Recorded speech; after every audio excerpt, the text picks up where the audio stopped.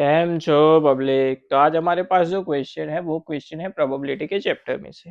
तो देखते हैं प्रोबेबिलिटी के चैप्टर में से कौन सा क्वेश्चन हमको दिया हुआ है। तो हमारे पास जो क्वेश्चन है वो क्वेश्चन कुछ ऐसा है। In the production of the electric fuse 2% are defective, then find the probability of getting. First question उसमें हमको फाइंड आउट करना है all non defective fuse in a box containing 200 fuses।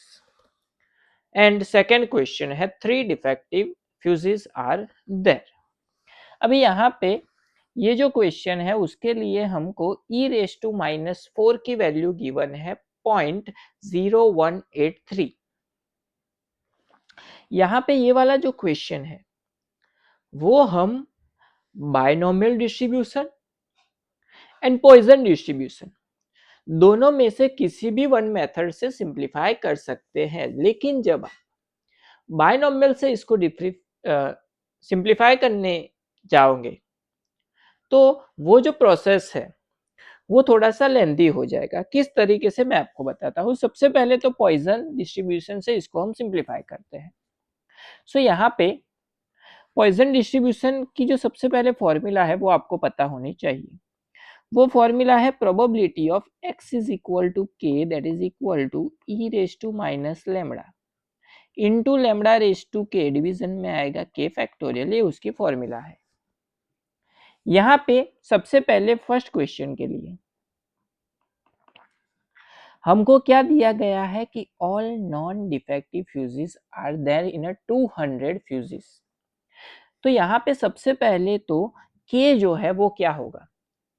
So 2% defective है, लेकिन हमने टोटल कितने रखे हैं 200 रखे हैं, लेकिन उसमें तो नॉन डिफेक्टिव फ्यूजेस है, इसका मतलब 0 डिफेक्टिव हुआ। सो के की वैल्यू जो है वो फर्स्ट वाले क्वेश्चन के लिए क्या होगी 0। लेकिन अगर हमको इसकी वैल्यू फाइंड आउट करनी है तो क्या पता होना चाहिए, लैम्बडा पता होना चाहिए। तो लैम्बडा की जो फॉर्मूला होती है, लैम्बडा मतलब होता है मीन, एंड उसकी फॉर्मूला होती है n इंटू पी। n मतलब कितने फ्यूज हमने टोटल लिए हैं, तो 200 फ्यूज लिए हैं। p मतलब होता है प्रोबेबिलिटी फॉर डिफेक्टिव, उसकी प्रोबेबिलिटी क्या है 2%, मतलब 2/100 है, 2 0 कैंसल, तो 2 इंटू 2 होगा 4। तो लैम्बडा की जो वैल्यू है वो क्या होगी 4। तो लैम्बडा मिल गया, के मिल गया, तो वैल्यू पुट करके simplify. So probability for x is equal to non defective यानी कि 0 डिफेक्टिव के लिए e⁻⁻ यानी कि -4 लैम्बडा रेज टू के यानी कि 4⁻0, डिवीजन में आएगा 0 फैक्टोरियल। किसी की भी पावर 0 है तो वो होता है 1, 0 फैक्टोरियल भी होता है 1, तो बचेगा सिर्फ e⁻⁻4। e⁻⁻4 की वैल्यू ऑलरेडी गिवन है 0.0183। तो ये हो जाएगा हमारा answer for non defective fuses out of 200 fuses के लिए प्रोबेबिलिटी। उसके बाद सेकेंड क्वेश्चन जो है वहां पे हमको 3 डिफेक्टिव फ्यूज के लिए वैल्यू फाइंड आउट करनी है। सो सिंपल के की वैल्यू जो है वो क्या होगी 3 होगी, तो x इज इक्वल टू 3 लिख सकते हैं। e⁻⁻ लैम्बडा की जगह पे है वैल्यू 4, लैम्बडा रेज टू के लैम्बडा की जगह पे है 4, के की वैल्यू है 3, डिवीजन में आएगा के फैक्टोरियल यानी कि 3 फैक्टोरियल। e⁻⁻4 जो है उसकी वैल्यू गिवन है 0.0183 इंटू 4⁻3 होगा 64, डिवाइडेड बाय 3 फैक्टोरियल यानी कि 3 इंटू 2 इंटू 1, 3 इंटू 2 होगा 6, तो डिवीजन में आएगा 6। इसको आप कैलकुलेट करोगे तो आपका आंसर होगा 0.1952। तो ये हो गई उसकी प्रोबेबिलिटी जो हमको फाइंड आउट करने के लिए बोली गई थी।